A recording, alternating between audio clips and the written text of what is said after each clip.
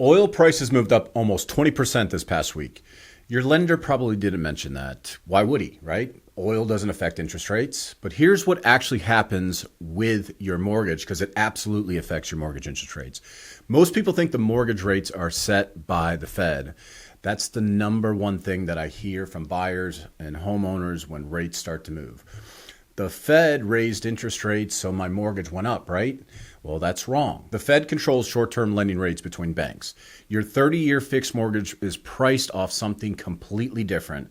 And right now, that something is getting hammered by oil markets, shipping disruptions, and decisions being made across the world that most American home buyers have never thought about once in their lives. Do me a favor and stick with me on this one, because by the end of this, you're going to understand your mortgage rates better and your mortgage better than most loan officers will ever be able to explain it to you. So let's start with what actually controls your mortgage rates. It's the 10-year Treasury yield.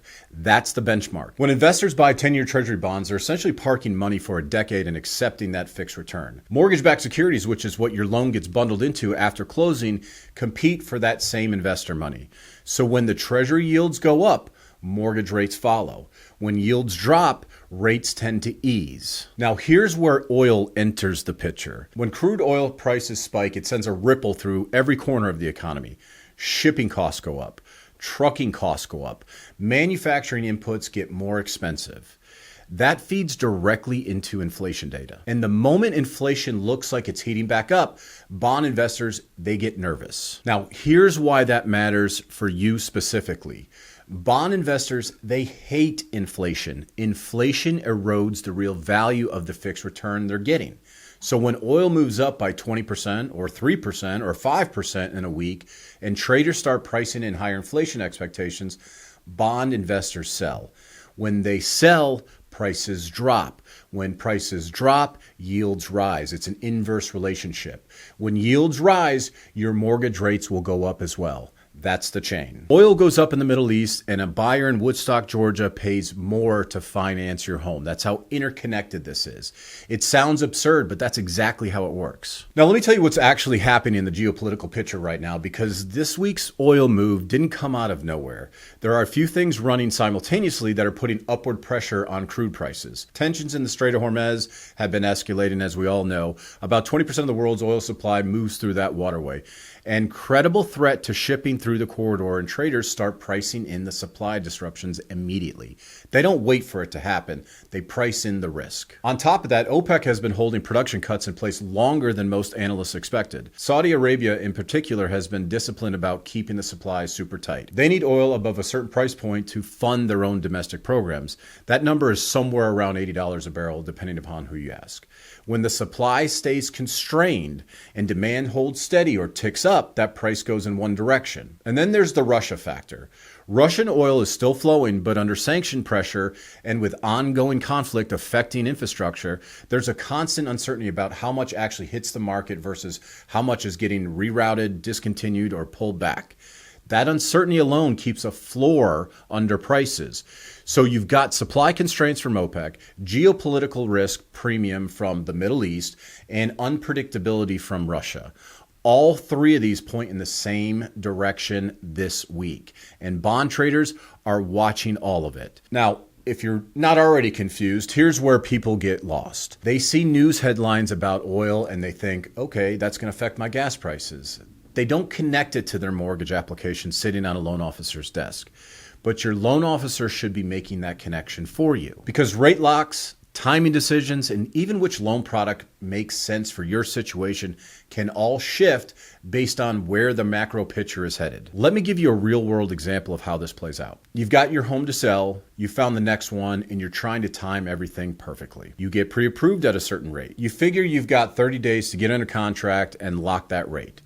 But in those 30 days, there's a flare up in the Middle East. Oil jumps, inflation expectations move higher, and the 10-year Treasury yield ticks up 15 basis points. That's not hypothetical. That happened multiple times in 2023 and in early 2024, and it's happening right now. 15 basis points on a $500,000 loan doesn't sound catastrophic, but it adds up in real money over a 30-year period, 7-year period, 10-year period. And if you're already stretching it to hit the payment target, it can be the difference between a deal that works works and one that doesn't. So what do you actually do with this information? Watch the 10-year Treasury yield, not just the Fed announcements. You can pull this information from any financial site. They're all following the 10-year Treasury. If the yield is moving up sharply over a few days, rates are probably following. If it's dropping or flat, you might have some breathing room. Second, talk to your lender about floating down options or renegotiation and rate lock extensions before you need them, not after a rate spike. Be proactive. Some loan products have built-in protection if rates drop after you lock,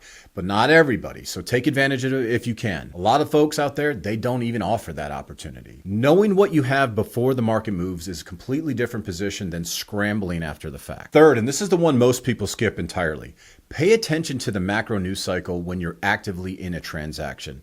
I know that sounds like a lot, but I'm not asking you to be a macro economist or an economist of any sort. You just need to notice when there's a major geopolitical event that could move energy markets, because within a 24 to 48 hours, you'll likely see it reflected in bond yields. And shortly after that, in mortgage quotes. Here's something else worth understanding about this week specifically. The almost 20% move in oil prices by itself isn't necessarily the number that matters most. What matters is actually the narrative that it's created. If traders and economists start telling a story that says inflation is reaccelerating, the Fed might have to hold rates higher for longer and the bond market needs to reprice. That story can move mortgage rates more than the actual oil price does. Markets price in expectations, not just the current reality. This is why you can have a week where economic data looks decent, but mortgage rates still move up because the forward-looking story has absolutely shifted. I work with a lot of high-income professionals and experienced buyers across the country. And the ones who navigate rate volatility best aren't the ones who are trying to time the market perfectly. They're the ones who understand what's driving the market so they can make decisions based on their actual situation instead of reacting to the noise, reacting to the headlines. If rates go up another point, does your deal still work? If rates drop a half point in the next 60 days, does that change your strategy? These are questions worth spending a little bit of time on, not should I wait for rates to come down? Because waiting is also a decision with a cost attached to it, absolutely. Every month you wait is rent paid or interest that you shouldn't have been paying or equity not built or a property that appreciates while you're sitting on the sidelines. The geopolitical stuff is absolutely real and affects us on a daily basis. The oil price connection to your mortgage is real. And the gap between buyers who understand this and the buyers who don't shows up in the deals that they get and in the decisions they make. Your lender should be having this conversation with you. If they're not, you're working with someone who's processing a transaction and they're not advising you. There's a significant difference. They should have a strategy. They should be a strategic partner. One last thing before I wrap this up. The reason I'm talking about this isn't to stress you out about global events you can't control, and they absolutely are out of our control. It's the total opposite. When you understand why rates move, you stop feeling like you're at the mercy of some random number that changes for absolutely no reason. You see the inputs, you watch the signals, and you make, ultimately, better calls. Oil prices moved up 20% this past week. Your mortgage rate probably moved too, to the upside. If you're actively buying, selling, or refinancing anywhere in the country and you want to talk through how the current rate environment affects your specific situation, reach out to me. I'm happy to help. This is exactly the kind of conversation I have with my clients before they make a move, not after. If your lender can't explain why rates changed this week, how confident are you that they're giving you the best advice on the biggest financial decision of the year? My name's Darren Hunter. This was Guaranteed. Make a comment, like, follow. We'll see you on the next one.